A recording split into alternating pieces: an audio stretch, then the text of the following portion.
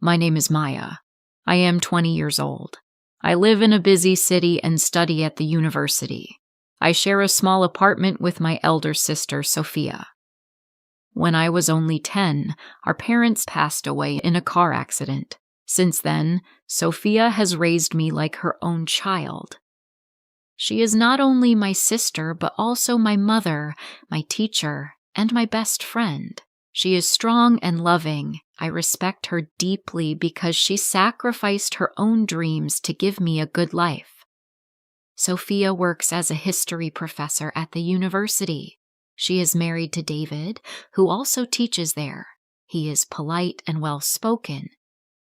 People admire him because he is calm and serious. Together, Sophia and David look like the perfect couple. Everyone believes their marriage is strong. And for a long time, I believed that too. But soon, I began to notice things. Sometimes when we sat together at the dining table, David's eyes would not be on his food. They would be on me. His gaze made me uncomfortable. I lowered my head quickly, pretending I didn't see. I told myself, maybe I'm imagining it. Maybe I'm overthinking. One evening, we were having dinner.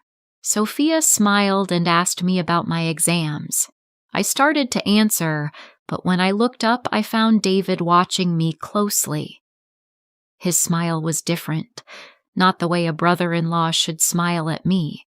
I felt uneasy. I quickly changed the topic and focused only on Sophia. That night, as I lay in bed, I could not sleep. My thoughts kept returning to David's eyes. I wanted to believe he was a good man. I wanted to believe that my sister's marriage was safe. But deep inside, a small voice told me the truth. Something was wrong. Days passed. David continued to behave politely in front of Sophia, but whenever we were alone in the same room, his eyes made me nervous. Sometimes he tried to start unnecessary conversations. Sometimes he stood too close when it wasn't needed. I avoided him as much as I could. One afternoon, I was reading in the living room. Sophia was at work, and David came home early. He sat across from me and asked about my studies. I gave short answers, hoping he would leave. But then his tone changed.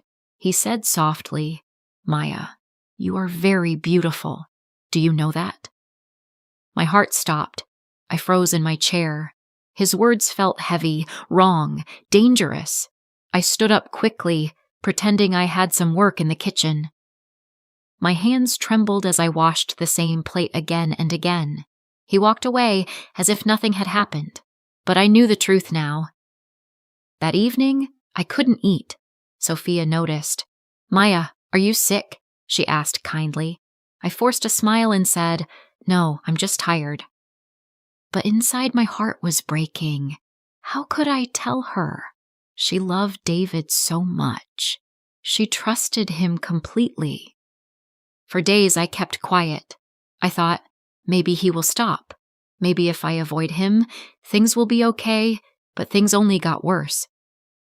David began to drop small hints when Sophia was not around. His words became bolder, his eyes clearer. I was scared. One evening, I was walking back to my apartment after class. The corridor was quiet. Suddenly, David stepped out from the corner. Before I could move, he came close and said in a low voice, "Maya, you drive me crazy." His eyes looked different, dark, hungry. I stepped back, but he blocked my way. Then he reached out and touched my arm, slowly sliding his hand up towards my shoulder. My whole body froze. "Please, stop," I whispered, but he leaned even closer. For a moment, I felt his breath near my ear as he said, "Don't fight it. I know you feel the same." My heart pounded. Fear rushed through me. With all my strength, I pushed him away and ran down the stairs, tears blurring my eyes. My hands were shaking so badly I could barely unlock the door when I reached home. I locked myself inside, pressed my back against the door, and cried until my chest hurt. That night, I couldn't sleep. His touch, his words, they kept replaying in my mind like a nightmare. I knew then I couldn't keep silent anymore. Finally, I could not bear it anymore. One night, Sophia and I were sitting on the balcony. The sky was full of stars. She was smiling as she spoke about her work. I looked at her face, the same face that had cared for me since childhood. Tears filled my eyes. "Sophia," I whispered, "I need to tell you something." She grew serious immediately. "What is it, Maya?" I hesitated. My voice shook. "It's about David." Her smile faded. She looked at me carefully.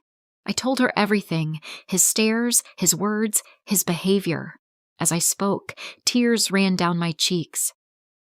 I expected her to get angry with me, to accuse me of lying, but Sophia didn't shout.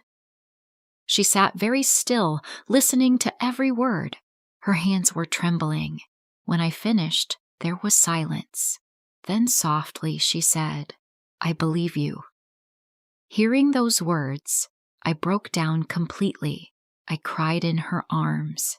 She held me tight, though I could feel her own heart breaking. From that night, everything changed. Sophia confronted David. At first, he denied it, but when she pressed harder, he admitted the truth. Sophia's world shattered. The man she had trusted most had betrayed her. It was not easy. Sophia cried for many nights. I felt guilty, as if I had destroyed her marriage. But she told me firmly, "Maya, never blame yourself. The fault is not yours. You only showed me the truth. You protected me." With time, Sophia became stronger. She made a difficult decision and ended her marriage with David. It was painful, but she chose her dignity and peace over a false relationship. Today, years later, we are still together, just the two of us. Life is not perfect, but it is honest. Sophia tells me often, trust is the root of every relationship. Without it, love cannot survive. And I have learned something important. Silence only gives power to wrong people. Speaking the truth may hurt for a while, but it saves us in the end. Always trust your inner voice. Never ignore the wrong, even if it comes from someone close. Truth may break hearts, but lies destroy lives. If you liked this story, please like, comment, share, and subscribe.